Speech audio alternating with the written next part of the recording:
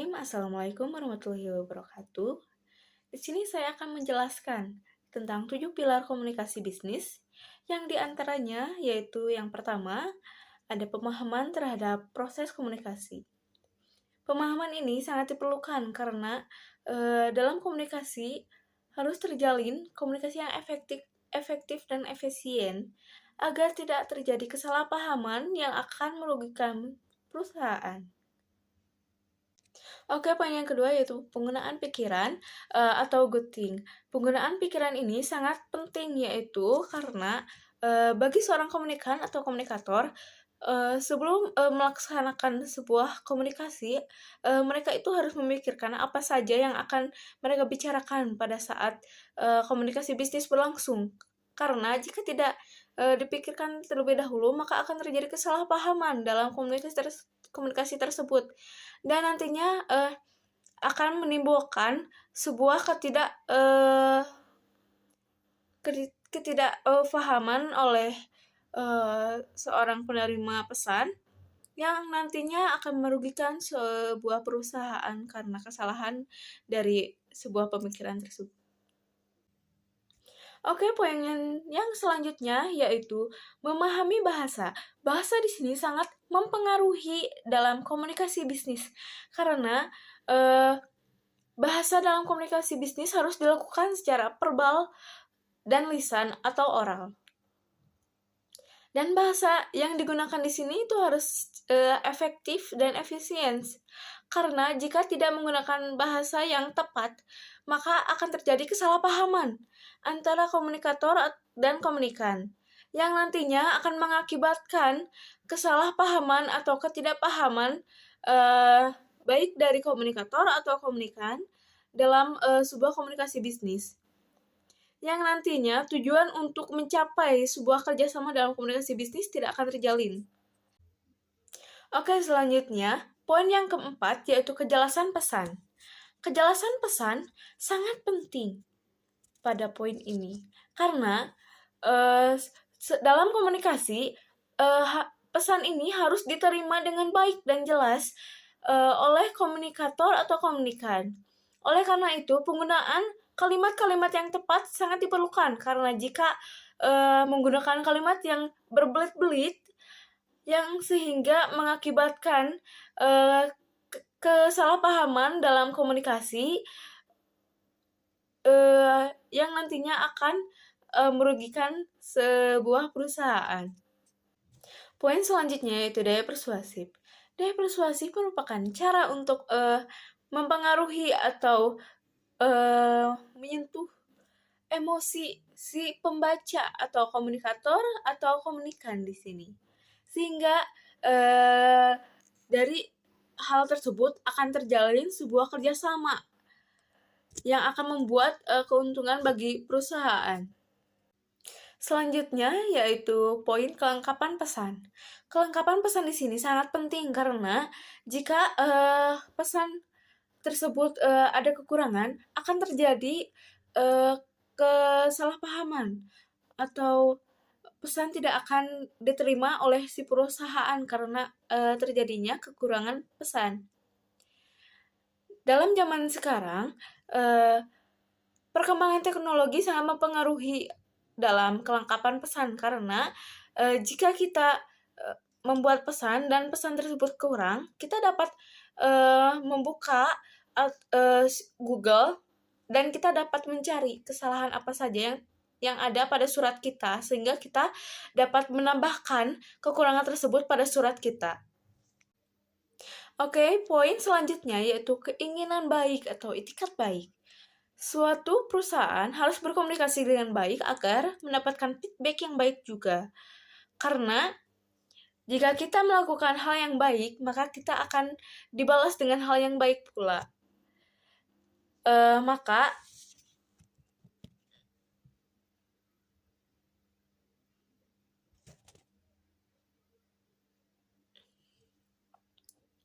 Maka perusahaan harus bertanggung jawab atas apa yang dilakukan oleh mereka pada saat komunikasi berlangsung. Karena hal itu sangat mempengaruhi baik buruknya kepada perusahaan. Oke, selanjutnya contoh dari 7 pilar komunikasi yang pernah saya alami di kehidupan sehari-hari. Pengalaman yang saya alami dalam kehidupan sehari-hari yang berhubungan dengan 7 pilar komunikasi bisnis. Jadi komunikasi ini terjalin karena di sini saya membutuhkan barang dan sales membutuhkan konsumen. Jadi suatu hari ketika saya menjaga toko, ada sales yang datang kepada saya yang menawarkan suatu produk, lalu mereka menjelaskan satu persatu kelebihan dan kekurangan produk tersebut. Dan di sini terjadi pemahaman pada saya, yaitu saya berpikir jika produk ini masuk ke toko saya, apakah produk ini akan laku atau tidak laku? Dan ketika produk ini tidak laku, apakah bisa di return kepada sales tersebut atau tidak?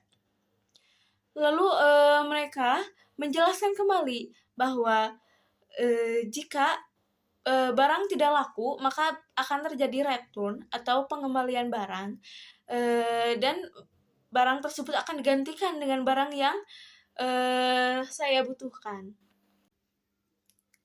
Lalu saya menanyakan kembali kepada sales tersebut, apakah ada rincian harga yang akan saya dapatkan ketika saya memesan atau sebelum memesan produk tersebut.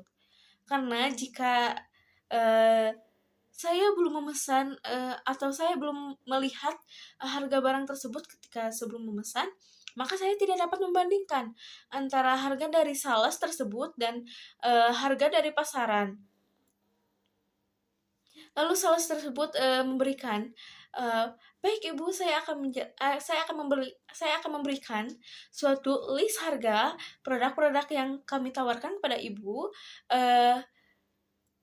Lalu apakah Ibu berminat untuk memesan produk-produk yang saya berikan atau yang saya sampaikan? Lalu saya akan menjawab, ya, saya membutuhkan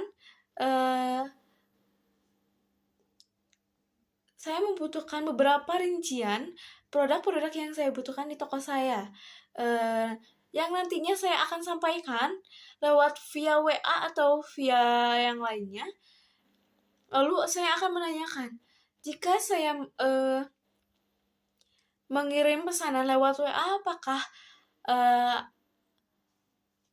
bisa atau tidak? Dan mereka mengatakan bisa. Lalu saya menanyakan kembali, apakah pemesanan tersebut bisa secara langsung atau misalnya didata oleh sales tersebut secara langsung? Dan mereka menjawab, ya bisa Bu. Lalu saya menjawab, oke, saya lakukan secara langsung saja saat ini juga. Sales tersebut mengatakan, oh baik Bu, saya akan melis barang apa saja yang Ibu butuhkan. Dan mereka ketika saya menyebutkan barang-barang apa saja yang saya butuhkan, mereka langsung menulis pada suatu alat yang akan langsung memunculkan atau yang akan langsung terkirim kepada pusat yang nantinya akan mengirimkan barang yang saya butuhkan. Di sini saya melakukan komunikasi kembali. Jika saya memesan barang sekian dus atau sekian box, apakah saya akan mendapatkan diskon atau bonus? Lalu mereka sales tersebut memberikan penjelasan, iya Ibu akan mendapatkan suatu bonus atau suatu potongan harga jika membeli suatu produk dengan jumlah yang besar. Lalu di situ saya berterima kasih kepada sales tersebut karena dalam penyampaian pesan yang dia sampaikan kepada saya sangat memahami sekali atas pesan yang mereka sampaikan. Dan feedback baliknya, saya mendapatkan barang dan mereka mendapatkan konsumen, yaitu konsumennya saya. Di sini jika terjalin yaitu keinginan baik, saya yang membutuhkan barang dan keinginan membutuhkan konsumen dari pihak salesnya akan terjalin, karena dari pihak saya maupun pihak sales tersebut menggunakan bahasa-bahasa yang efektif, yang akan akhirnya terjalin suatu kerjasama dalam suatu proses komunikasi bisnis. Sekian yang dapat saya sampaikan dalam 7 pilar komunikasi bisnis. Mohon maaf jika terjadi kesalahpahaman dalam tata bahasa yang saya sampaikan. Wassalamualaikum warahmatullahi wabarakatuh.